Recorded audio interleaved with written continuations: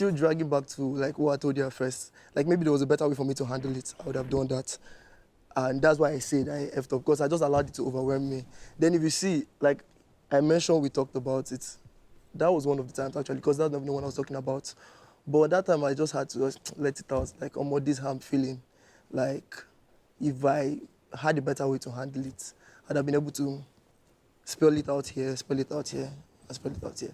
Yeah. Instead of just allowing everything cloud me. I understand that from a perspective of, you know, I don't know how to handle the situation. But you also comfortable talking about it behind their backs? Okay, so I don't fit them for their face because I didn't know how to handle it at that time, you get? So it's, but one thing I knew for sure was before I left, or before I was sure I was leaving and all that, I tried to see if I could patch things up. Like, let me not leave on a bad note. So even sometimes I just like, I apologized to Amaka inside the house, like, okay, where we messed up with Diana is that we didn't tell you that there was nothing here or there was something here. We didn't really, it was looking like we were hiding something. Meanwhile, there was actually nothing major there. But we should have actually just told you, okay, maybe this is how I'm feeling for this person. I'm not sure. Or the age thing, you get. Yeah. Like, it has come up before, but it didn't click, you get. We just left her out in the dark, you get. So I remember one conversation that Diana and I had, we're like, should we talk to Amaka? Diana was like, about what? Because there's nothing really happening here. If you want to be honest, forget we are looking for what to talk about, content to put out and all that, but there was nothing really happening there.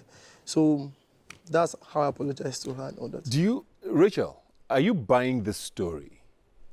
This story of I couldn't handle it and I was overwhelmed, so I just let it happen. It's weird that he's saying that he was overwhelmed, because seeing a clip like this, it showed that he understood his situation at least.